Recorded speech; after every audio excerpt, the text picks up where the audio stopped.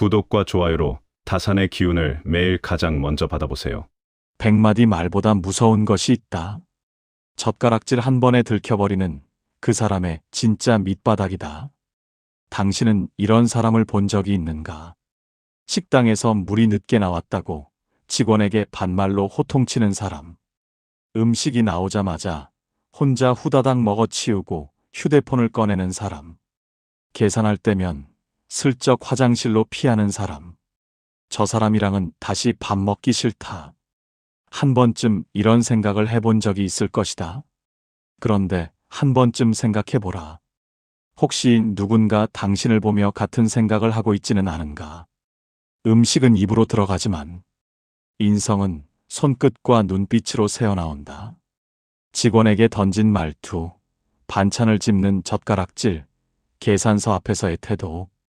이 사소한 것들이 쌓여 사람들의 발걸음을 멀어지게 만든다. 정약용은 유배지에서도 밥상머리 예절을 가르쳤다. 그는 식탁 위의 작은 행동이 그 사람의 인생을 결정한다고 보았다.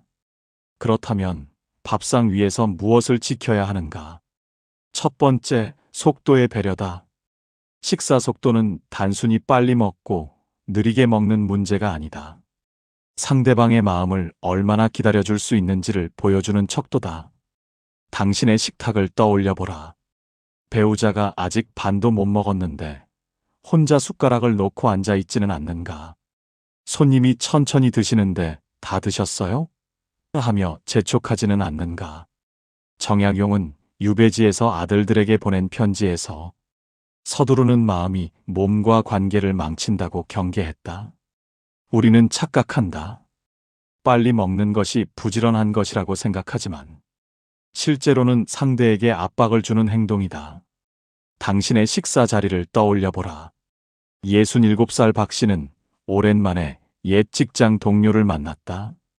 식당에 앉자마자 박 씨는 습관대로 후다닥 밥을 먹었다. 10분도 안 돼서 밥그릇을 비우고는 턱을 괴고 앉아. 자네는 왜 이렇게 천천히 먹어? 소화가 안 되나? 동료는 체한 것처럼 더 이상 숟가락이 들어가지 않았다. 또 다른 자리에서는 이런 일도 있었다. 73살 김 씨는 며느리와 점심을 먹었다.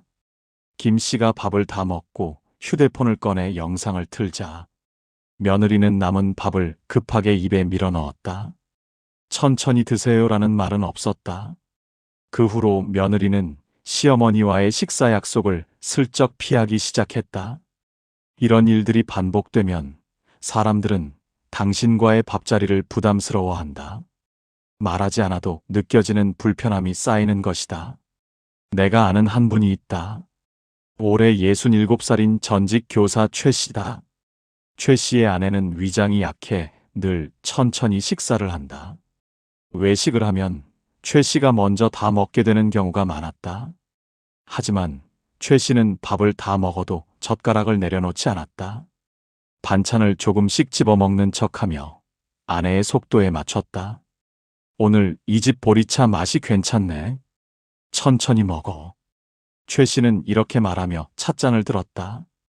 처음에 아내는 미안해했지만 시간이 지나면서 남편과의 식사가 가장 편안해졌다.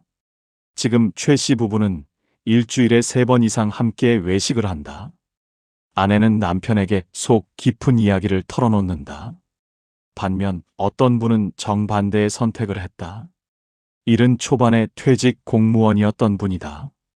이분도 아내가 천천히 먹는 편이었다.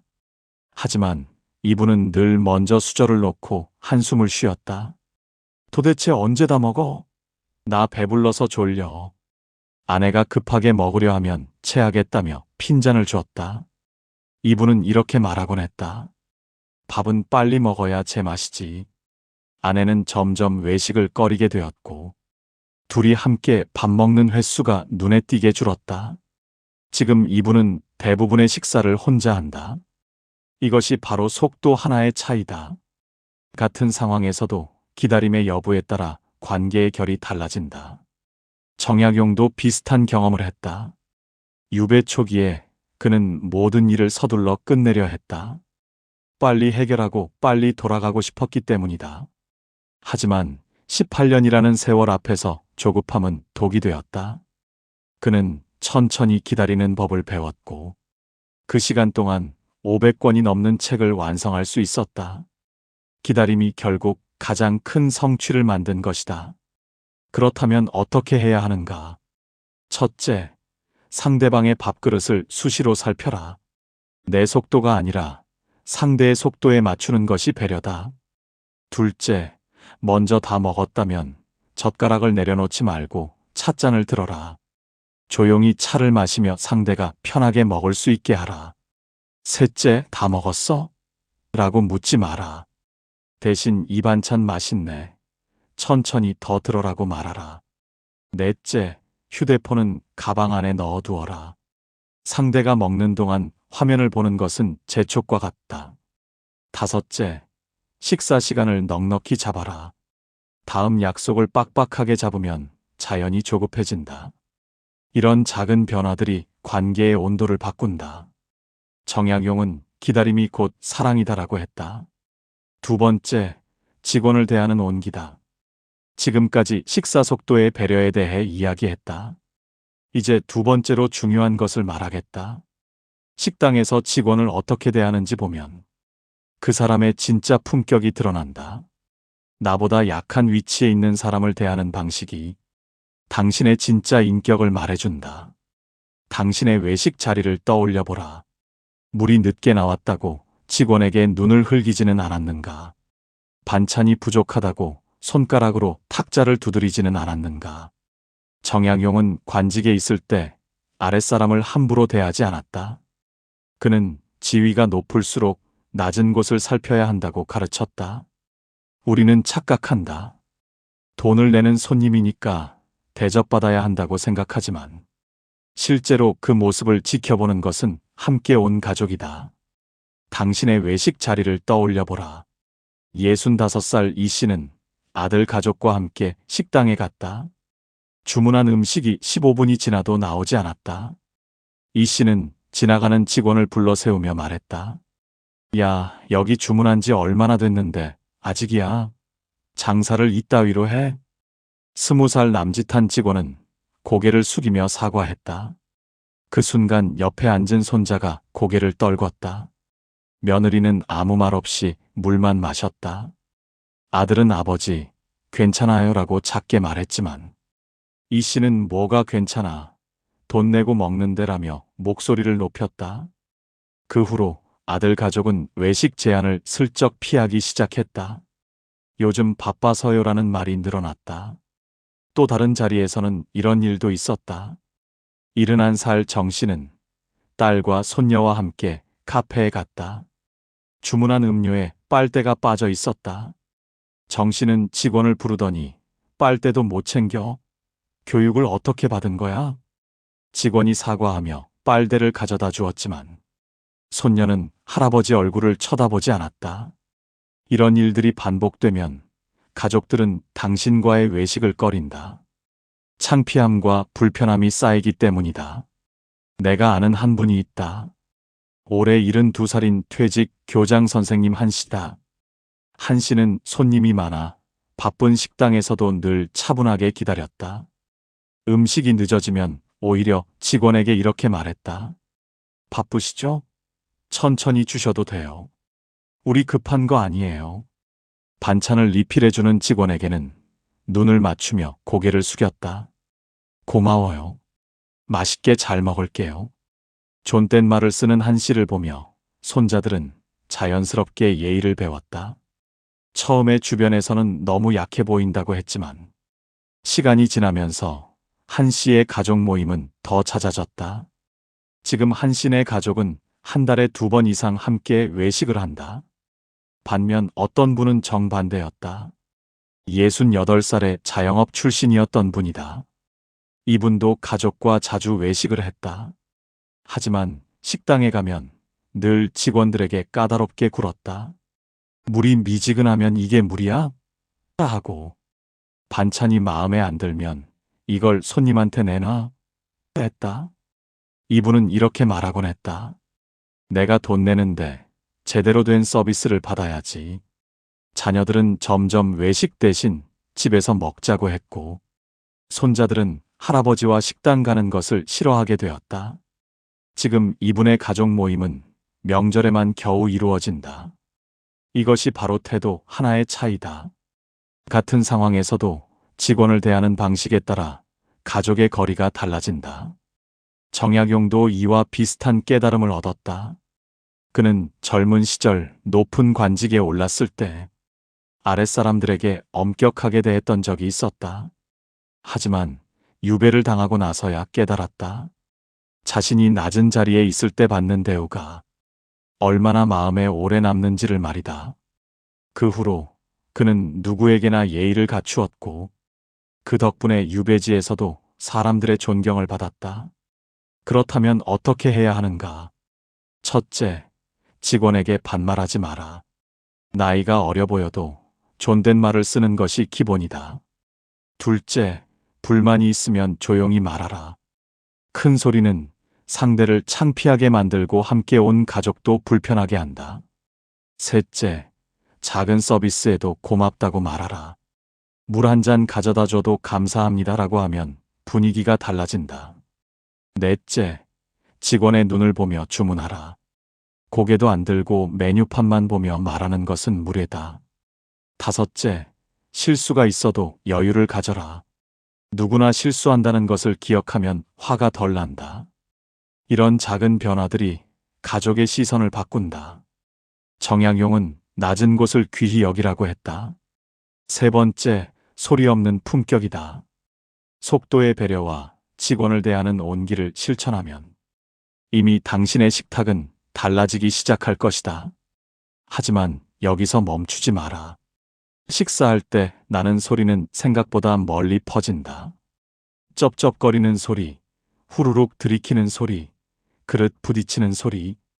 이 사소한 소음들이 상대방의 식욕을 앗아간다. 정약용은 자식들에게 식사 예절을 가르칠 때 소리 없이 먹는 것을 첫 번째로 강조했다. 그는 소리가 곧 그 사람의 교양을 드러낸다고 보았다. 우리는 착각한다. 오래된 습관이니까 어쩔 수 없다고 생각하지만 실제로 그 소리는 함께 먹는 사람을 불편하게 만든다. 당신의 식사 습관을 떠올려 보라. 69살 윤 씨는 아들 내외와 저녁을 먹었다. 국을 먹을 때마다 후루룩 소리가 났고, 반찬을 씹을 때마다 쩝쩝 소리가 식탁에 퍼졌다. 며느리는 슬쩍 고개를 돌렸고, 아들은 아버지, 천천히 드세요라고만 했다. 윤 씨는 아무렇지 않게 대답했다. 맛있게 먹으면 소리가 나는 거지 뭐. 그 후로 며느리는 식사 시간이 되면 부엌에서 바쁜 척했다. 또 다른 자리에서는 이런 일도 있었다. 70살 강 씨는 손녀와 함께 외식을 했다. 식사 중간에 이쑤시개를 꺼내 입을 가리지 않고 이를 쑤셨다. 손녀는 눈을 내리깔고 휴대폰만 만졌다. 할아버지, 그거 좀. 이라고 말하려다 입을 다물었다. 강 씨는 알아차리지 못했다. 손녀가 왜 말수가 줄었는지, 왜 다음 약속을 피하는지. 이런 일들이 반복되면 가족들은 당신과의 식사를 부담스러워한다. 말하기 어려운 불편함이 거리를 만드는 것이다. 내가 아는 한 분이 있다. 올해 66살인 전직 은행원 송 씨다. 송 씨는 젊은 시절부터 식사 소리가 큰 편이었다. 하지만 며느리가 들어오고 손자가 태어나면서 스스로 고치기로 했다. 처음에는 쉽지 않았다. 입을 다물고 씹는 연습을 했고, 국은 숟가락에 떠서 조용히 마셨다. 이쑤시개는 반드시 화장실에서만 사용했다. 송 씨는 이렇게 말했다. 내가 불편하면 되지. 애들 불편하게 할 순 없잖아. 처음에 가족들은 변화를 눈치채지 못했지만 시간이 지나면서 식사 시간이 편안해졌다. 지금 송 씨네 가족은 매주 일요일마다 함께 저녁을 먹는다. 반면 어떤 분은 끝까지 바꾸지 않았다. 72의 자영업 출신이었던 분이다. 이분도 가족들이 몇 번 조심스럽게 말했다. 아버지, 소리가 좀 나요. 하지만 이분은 내가 평생 이렇게 먹었어. 이 나이에 뭘 바꿔라고 했다. 이분은 이렇게 말하곤 했다. 밥은 맛있게 먹어야지 뭘 그렇게 예민해. 자녀들은 점점 외식 대신 각자 집에서 먹자고 했고 명절 식사 시간도 점점 짧아졌다. 지금 이분은 혼자 식사하는 날이 더 많아졌다. 이것이 바로 습관 하나의 차이다. 같은 상황에서도 고치려는 노력에 따라 관계의 밀도가 달라진다. 정약용도 자신의 습관을 돌아본 적이 있었다. 유배지에서 그는 자신의 사소한 행동들이 주변 사람들에게 어떤 영향을 주는지 살폈다. 작은 습관 하나가 상대방의 마음을 열기도 하고 닫기도 한다는 것을 그는 오랜 시간 관찰하며 깨달았다. 그 깨달음을 바탕으로 그는 자식들에게 사소한 것부터 바로잡으라고 가르쳤다. 그렇다면 어떻게 해야 하는가? 첫째, 입을 다물고 씹어라. 입을 벌리고 씹으면 소리가 난다는 것을 기억하라. 둘째, 국이나 찌개는 숟가락에 떠서 조용히 마셔라. 그릇에 입을 대고 후루룩 마시지 마라. 셋째, 이쑤시개는 화장실에서 사용하라. 식탁에서 이를 쑤시는 것은 상대방의 식욕을 떨어뜨린다. 넷째, 젓가락과 숟가락을 그릇에 부딪히지 마라. 조용히 내려놓는 습관을 들여라. 다섯째, 가족에게 솔직히 물어라. 내가 불편하게 하는 습관이 있니? 라고 먼저 물으면 관계가 가까워진다. 이런 작은 변화들이 식탁의 분위기를 바꾼다. 정약용은 작은 것이 큰 것을 이룬다고 했다. 네 번째, 계산서 앞의 태도다. 여기까지 들으며 아마도 공감하셨을 것이다. 당신도 비슷한 경험을 해보셨을 테니까. 이제 네 번째로 중요한 것을 말하겠다. 식사가 끝나고 계산서가 나올 때 사람들의 진짜 속마음이 드러난다. 지갑을 여는 타이밍 하나에 그 사람의 됨됨이가 보인다. 정약용은 베풀매 있어서 타이밍을 중요하게 여겼다. 늦은 베풀문 베풀미 아니라 계산이라고 보았다. 우리는 착각한다. 나중에 크게 한턱 내면 된다고 생각하지만 실제로 사람들은 그 순간의 태도를 기억한다. 당신의 계산 순간을 떠올려 보라. 68살 조 씨는 오랜 친구 셋과 점심을 먹었다. 계산서가 나오자 조 씨는 화장실에 가는 척 자리를 피했다. 돌아와 보니 다른 친구가 이미 계산을 마친 뒤였다. 아이고, 내가 낼라 그랬는데. 조 씨는 입으로만 아쉬워했다.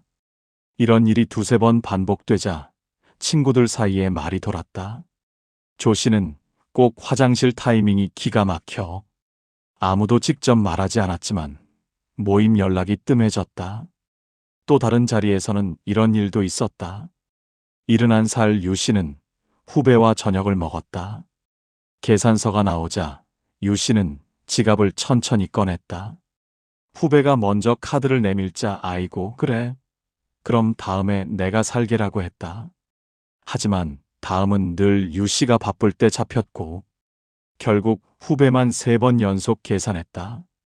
후배는 속으로 생각했다. 선배가 이런 분이었나? 이런 일들이 반복되면 사람들은 당신을 피하기 시작한다. 인색하다는 말은 안 해도 모임에서 슬쩍 빠지는 것이다. 내가 아는 한 분이 있다. 올해 69살인 퇴직 교사 문 씨다. 문 씨는 월 연금이 180만 원으로 넉넉하지 않았다. 하지만 친구들과 식사할 때 늘 먼저 계산대로 향했다. 오늘은 내가 낼게. 자네들 다음에 커피 한 잔 사. 문 씨는 큰 돈을 쓰지 않았다. 대신 작은 금액이라도 먼저 내는 습관을 들였다. 식사 후 커피값 정도라도 자연스럽게 계산했다. 문 씨는 이렇게 말했다. 많이 내는 게 아니라 먼저 내는 게 중요해. 처음에 친구들은 미안해했지만 시간이 지나면서 서로 먼저 내겠다고 하는 분위기가 됐다. 지금 문 씨의 친구 모임은 한 달에 2번씩 꾸준히 이어지고 있다. 반면 어떤 분은 다른 선택을 했다.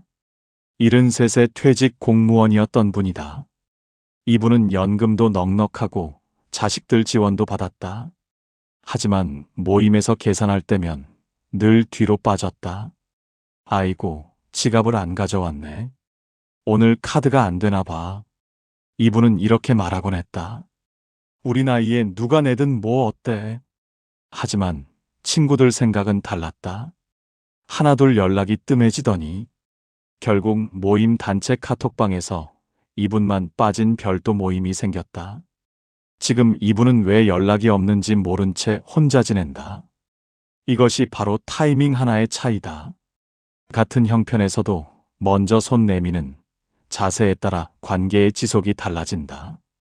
정약용도 베풀매 타이밍을 중요하게 여겼다. 유배 시절 그는 가진 것이 거의 없었다.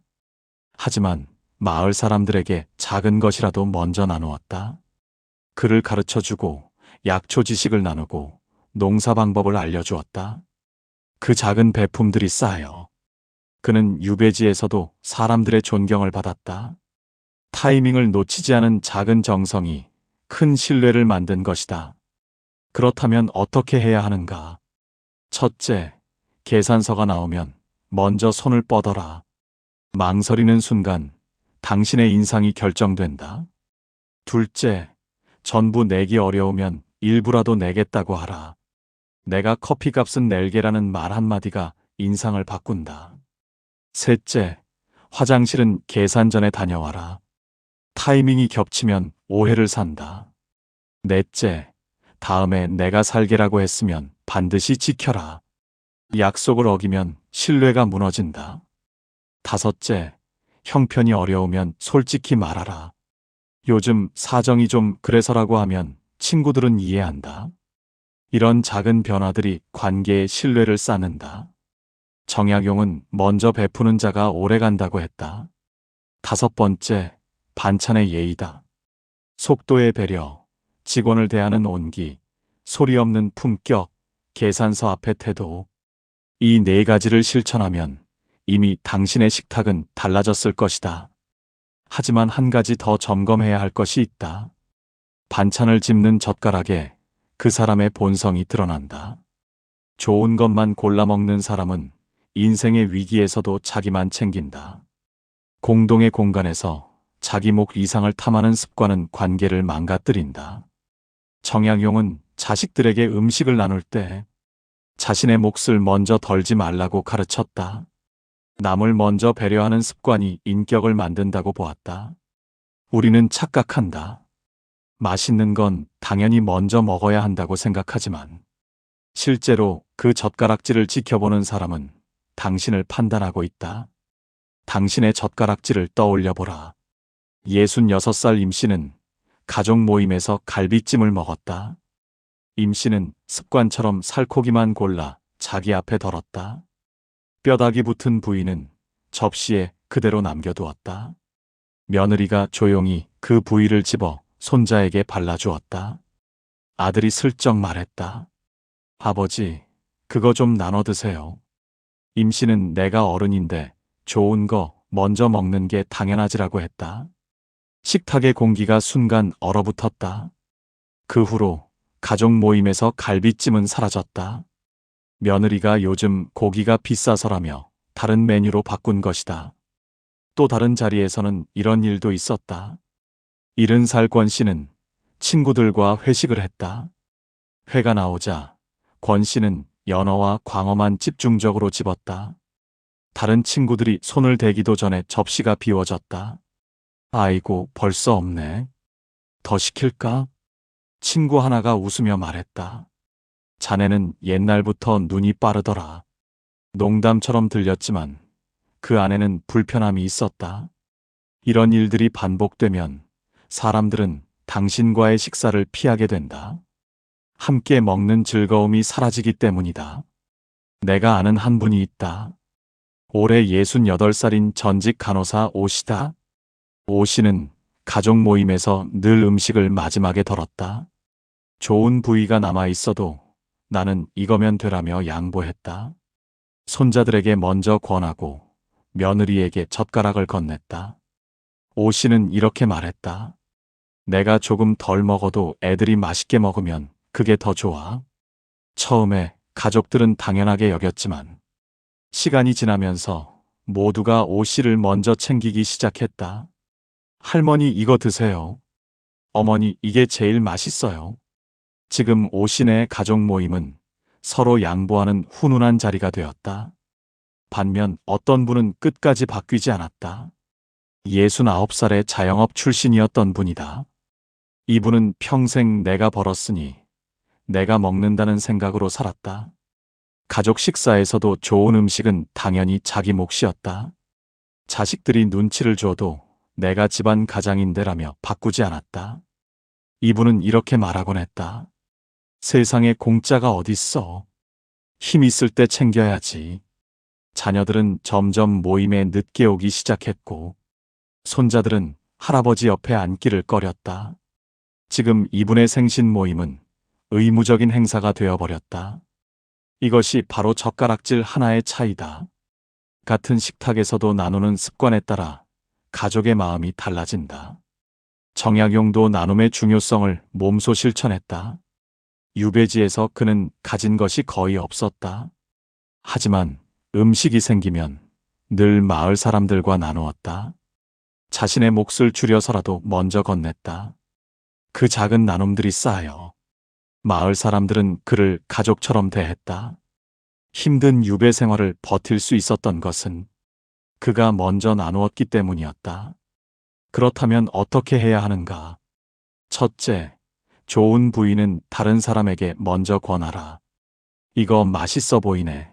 먼저 들어라는 말 한마디가 분위기를 바꾼다. 둘째, 공용 반찬은 조금씩 여러 번 덜어라. 한 번에 많이 가져가면 다른 사람 몫이 줄어든다. 셋째, 마지막 한 점은 손대지 마라. 다른 사람에게 양보하는 습관을 들여라. 넷째, 젓가락으로 이리저리 뒤적이지 마라. 한 번에 집을 것을 정하고 깔끔하게 집어라. 다섯째, 손자나 자녀에게 먼저 권하라. 할아버지가 먼저가 아니라 내가 먼저가 사랑이다. 이런 작은 변화들이 식탁의 온기를 만든다. 정약용은 나누면 남고 독차지하면 잃는다고 했다. 여섯 번째, 돌발 상황의 여유다. 지금까지 5가지 밥상 위의 품격에 대해 이야기했다. 마지막으로 가장 중요한 것을 말하겠다. 음식에 머리카락이 들어있거나 벌레가 나왔을 때 그 사람의 진짜 그릇이 드러난다. 돌발 상황에서 어떻게 반응하는지가 평소 감춰뒀던 본성을 적나라하게 보여준다. 정약용은 예상치 못한 상황에서 평정심을 잃지 않는 것을 군자의 덕목으로 여겼다. 작은 일에 화를 내는 사람은 큰 일도 그르친다고 보았다. 우리는 착각한다. 당연히 항의해야 한다고 생각하지만 실제로 그 모습을 지켜보는 것은 함께 온 사람들이다. 당신의 돌발 상황 대처를 떠올려보라. 67살 서 씨는 아들 가족과 외식을 했다. 국에서 머리카락 한 올이 나왔다. 서 씨는 즉시 직원을 불러 목소리를 높였다. 이게 뭐야? 머리카락이 들어있잖아. 위생 상태가 이래? 식당 안이 조용해졌다. 직원이 사과하며 새 음식을 가져다 주겠다고 했지만 서 씨는 사장 불러와. 이런 데서 어떻게 밥을 먹으라며 소리쳤다. 손자는 고개를 숙였고 며느리는 얼굴이 빨개졌다. 아들은 아버지, 됐어요 라고 작게 말했지만 서 씨는 멈추지 않았다. 그 후로 아들 가족은 외식 대신 집에서 먹자고 했다. 요즘 밖에 나가기 귀찮아서요라는 이유를 댔다. 또 다른 자리에서는 이런 일도 있었다. 70살 황 씨는 친구들과 점심을 먹었다. 반찬에서 작은 벌레가 나왔다. 황 씨는 직원을 부르더니 반찬 접시를 탁 내려놓으며 말했다. 여기 벌레 나왔어요. 이거 어떻게 할 거예요? 직원이 당황하며 사과했지만 황 씨는 계속 따졌다. 손님한테 이런 걸 내놓으면 어떡해요? 환불해줘요. 친구들은 민망해하며 서로 눈치만 봤다. 이런 일들이 반복되면 사람들은 당신과의 외식을 두려워한다. 언제 폭발할지 모르는 불안함이 동행을 망설이게 만드는 것이다. 내가 아는 한 분이 있다. 올해 69살인 전직 공무원 나 씨다. 나 씨도 비슷한 상황을 겪었다. 손녀와 함께 간 식당에서 국에 이물질이 들어 있었다. 나 씨는 손녀를 보며 잠깐 생각했다. 그리고 조용히 직원을 불러 작은 목소리로 말했다. 여기 이것 좀 봐주세요.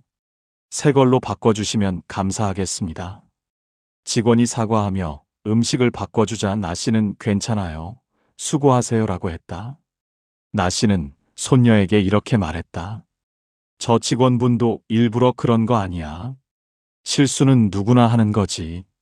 처음에 손녀는 할아버지가 왜 화를 안 내는지 의아해했지만 나중에 친구들에게 이렇게 말했다.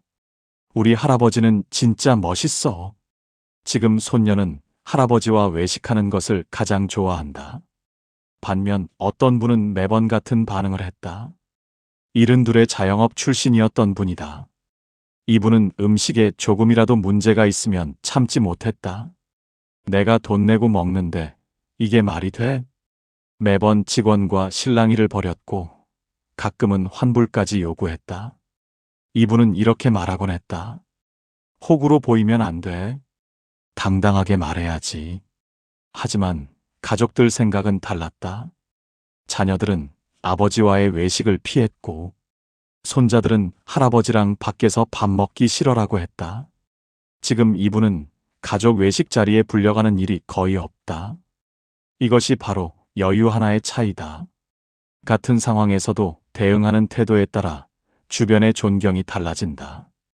정약용도 돌발 상황에서의 평정심을 중요하게 여겼다. 유배지에서 그는 수많은 모욕과 불편함을 겪었다. 하지만 그때마다 화를 내기보다 상황을 받아들였다. 작은 일에 흔들리면 큰 뜻을 이룰 수 없다는 것을 알았기 때문이다.